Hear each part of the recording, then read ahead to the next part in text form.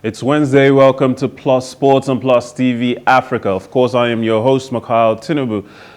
It's the December and the period of festivities, so of course there aren't too many sporting events going on, but the Premier League is always on. Come rain, come shine. So of course, today I have with me Sayo Oguntoye. Sayo? Yeah, good morning to you. And welcome. We have mostly football stories, but I don't think we'll be bored. Now we start with Watford manager Claudio Ranieri, who has hinted that Emmanuel Dennis may not be going to the African Cup of Nations due to a discrepancy in the timing of Nigeria's announcement of his selection.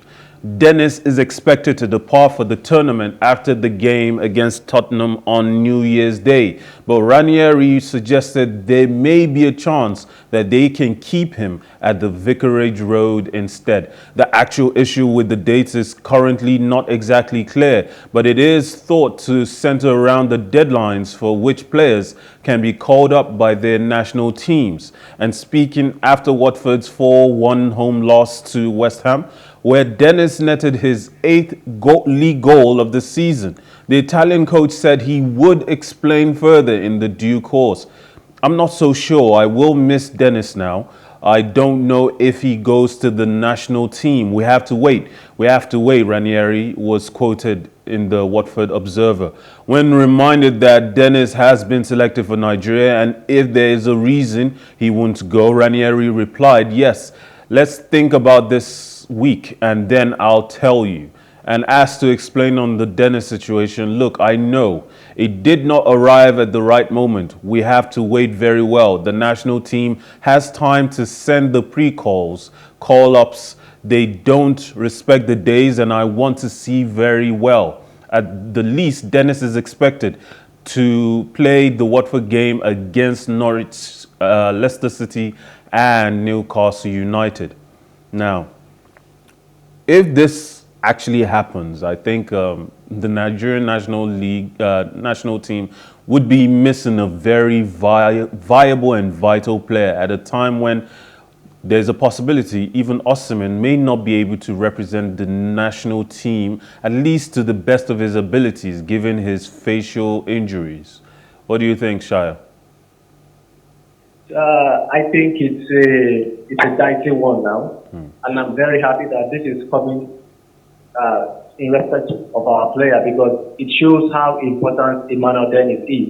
A coach will not want to miss or lose one of his important players, to a tournament where he might also get the risk of getting injured and other things. So I think it is an important player, and that's why Ranieri is just being cautious about the usage of Emmanuel Dennis. Well, I have to say that I think his country has called him, and this is a disrespect to African football because this is not just a Claudio Ranieri thing. It is a collaboration of so many European coaches trying to bring a disrespect to AFCON tournament. Speaking on the injury, not really encouraged.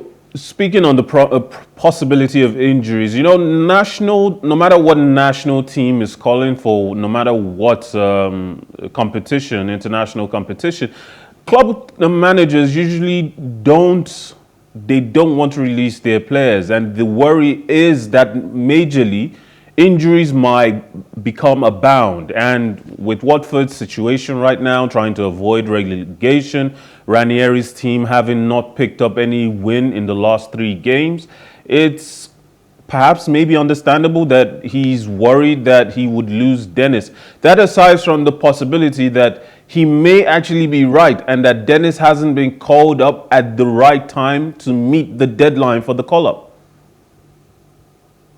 Well, it's a precarious situation for Watford because if you look at their position in the EPL, it's not really nice for them. And it's been like a dog fight now. They are fighting for their lives, fighting for safety now. And having known that Dennis has forged a great partnership with King there at the final third in Watford front line, it's really a dicey one. But I want to say that club sides are much more very stingy with players.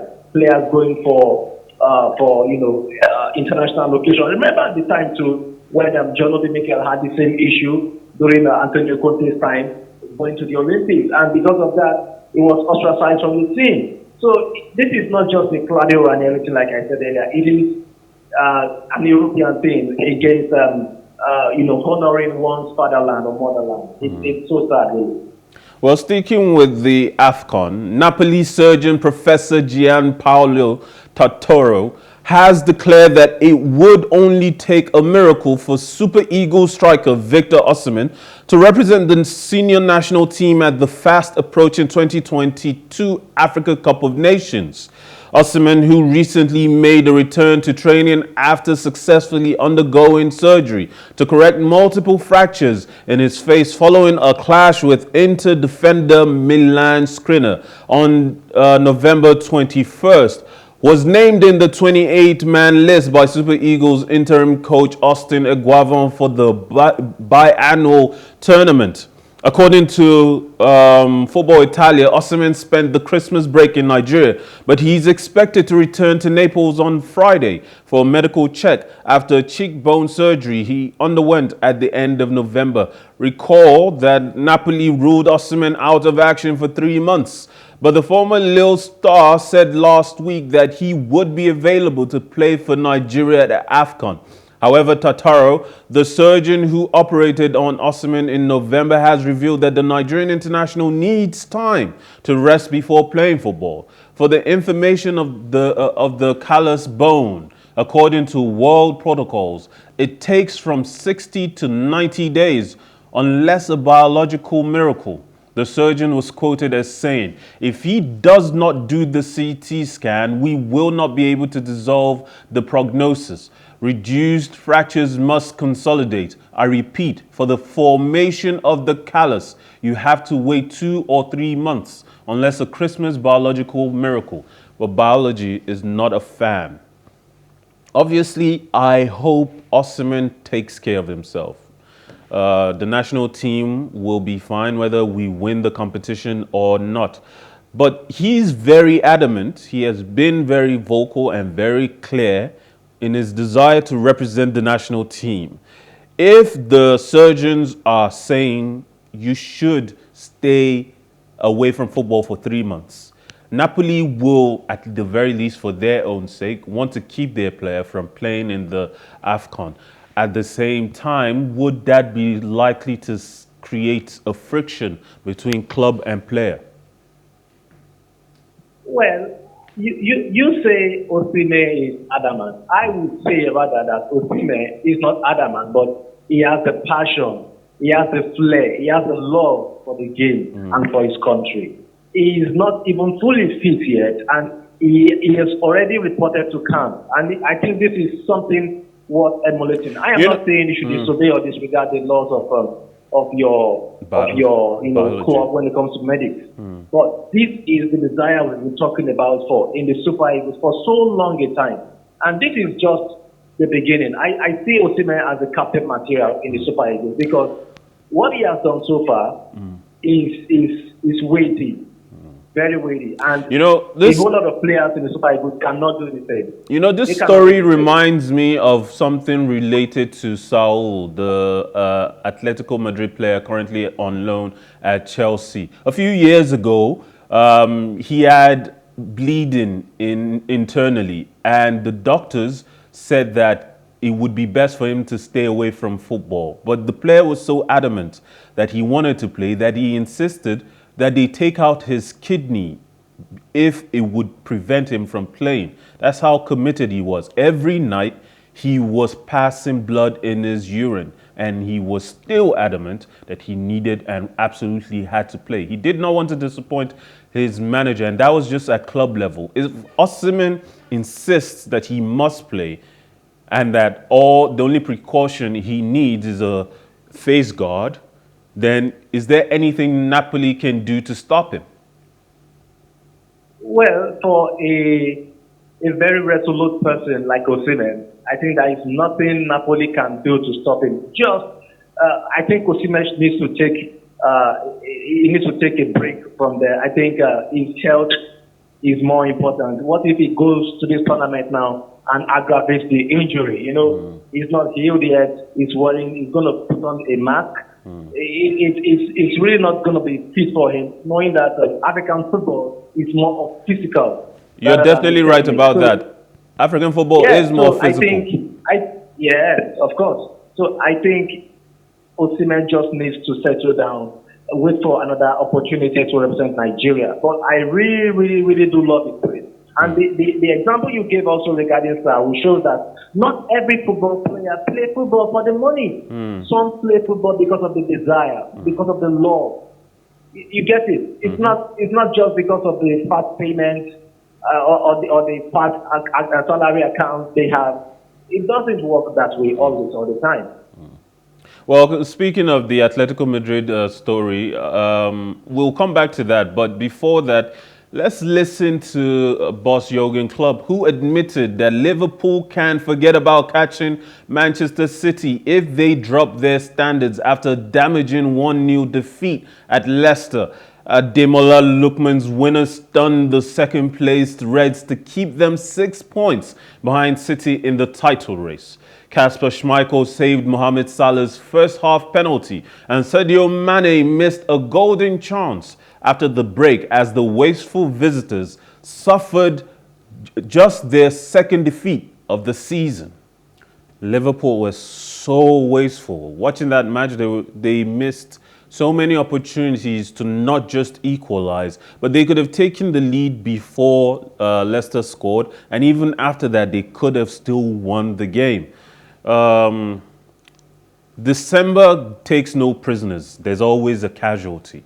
And as Liverpool are getting ready to lose two of their strongest attacking forces in Sadio Mane and Mohamed Salah, is this the point where they drop out of the Premier League race? Well, I want to agree with the club, at least for this moment. He's right if he says they are out of the title race because they have more to lose going into the AFCON than Man City. Man City has Real Madrid, but Liverpool have Sadio Mane and the Salah himself.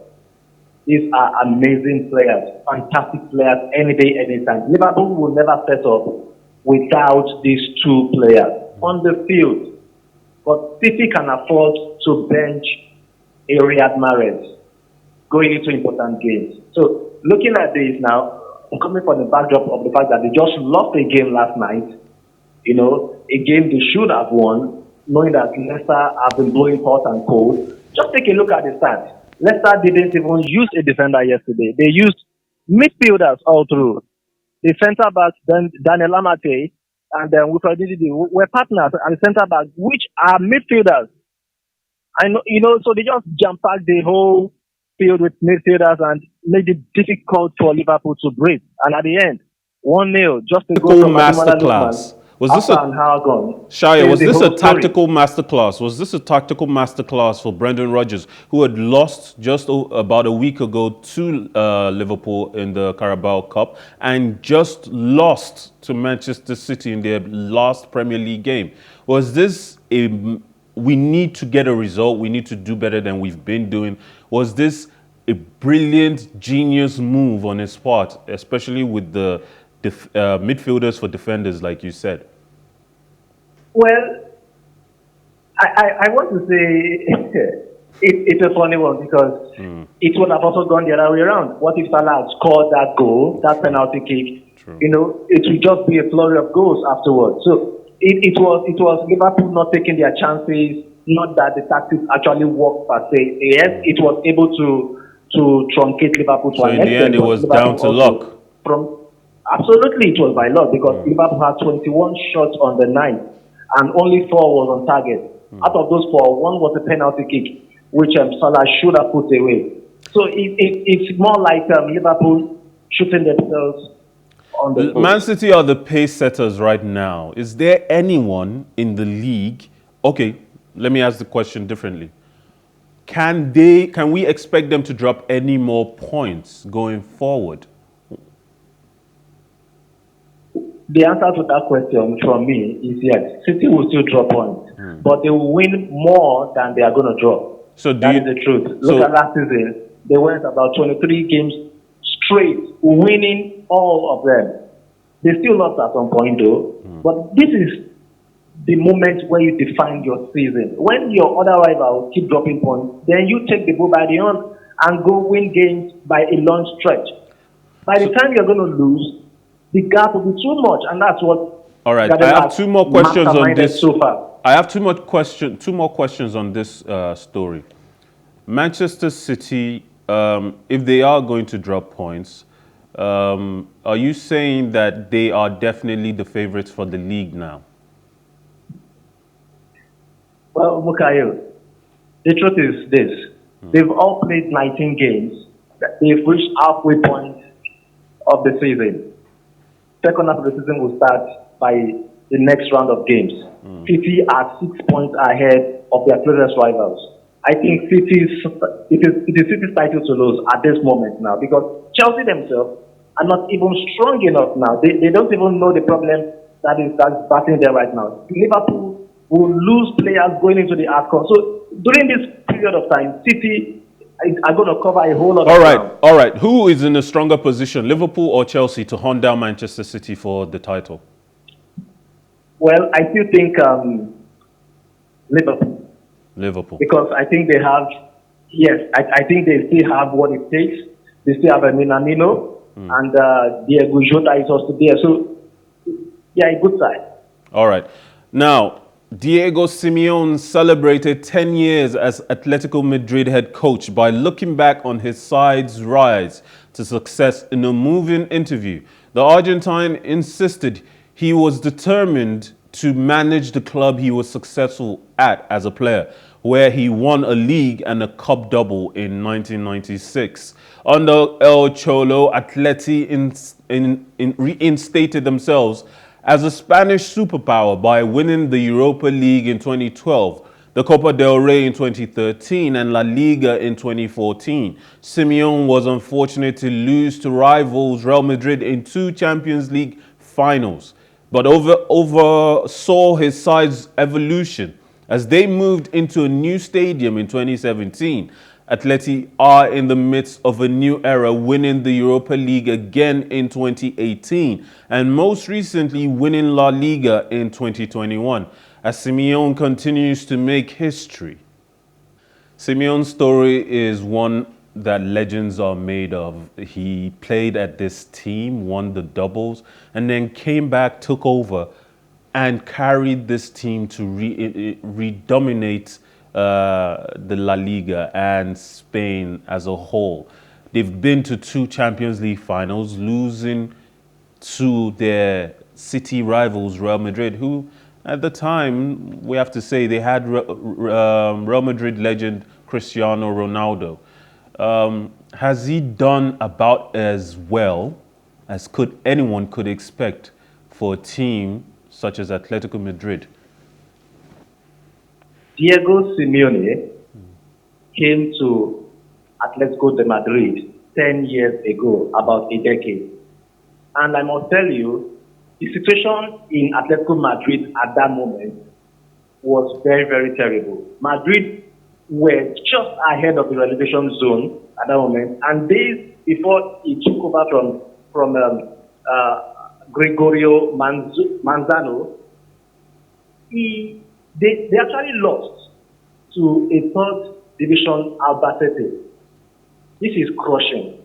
That is a team that went from strength to strength after that. Won 2 La Liga titles in the space of 10 years. Were in the final of the Champions League twice also. Now, picture it this way. We have 10 years. You won 2, leaving 8 remaining.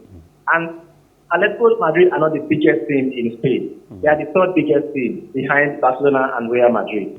Leaving they able to at least share 4 trophies each in terms of the La Liga. If I may put it in this context, how many Premier League titles has Manchester United won or has Liverpool won in the past 10 years? That is the context I want to bring it from. So has Diego Simeone done well? he has done But massively well. but He has been able to bring Atletico Madrid shoulder to shoulder with Barcelona. but You remember the La Liga title they won? On yeah. the very last day, they were playing Barcelona. That was the season Messi was very, very hot. They actually needed just a draw. And they got a draw. Barcelona knew that if they won that game, they would also become title winners.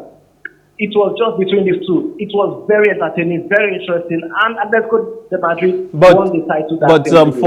For me, he has been able to forge.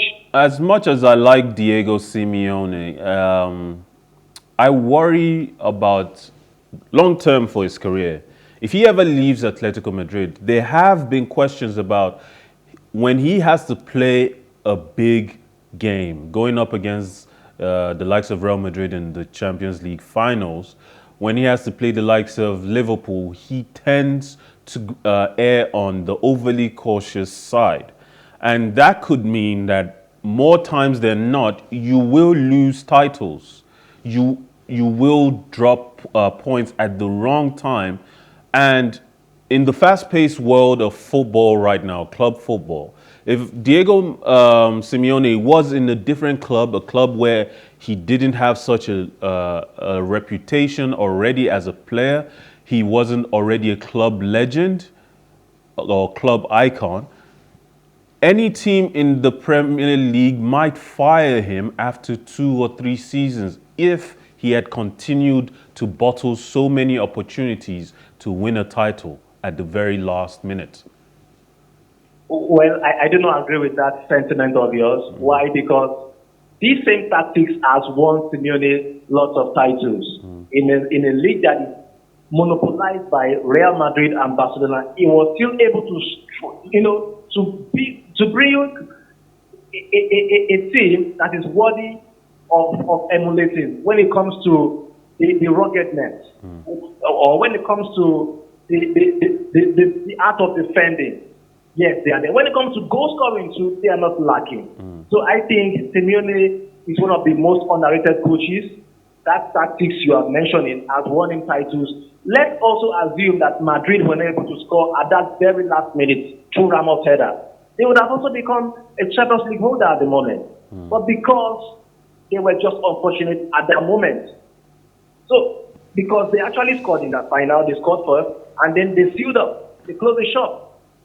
So all right. This thing happens in football. Let's move over to Catalonia, where new Barcelona signing Ferran Torres trained with the club for the first time since joining from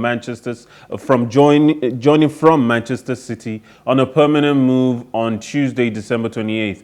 Financial details of the deal were not disclosed, but British and Spanish media reported that Barcelona would pay around 55 million euros for the Spanish forward, with a further 10 million euros in add-ons. Torres signed a contract until June 2027, and the Spain international will have a release clause of 1 billion euros. Torres joined City from Spain's Valencia in August last year on a 5-year deal and made 43 appearances for the English top-flight side in all competitions, scoring 16 goals. Barcelona were forced to allow their all-time leading scorer Lionel Messi to leave the club this year due to financial and structural obstacles and have a debt of more than 1.35 billion euros.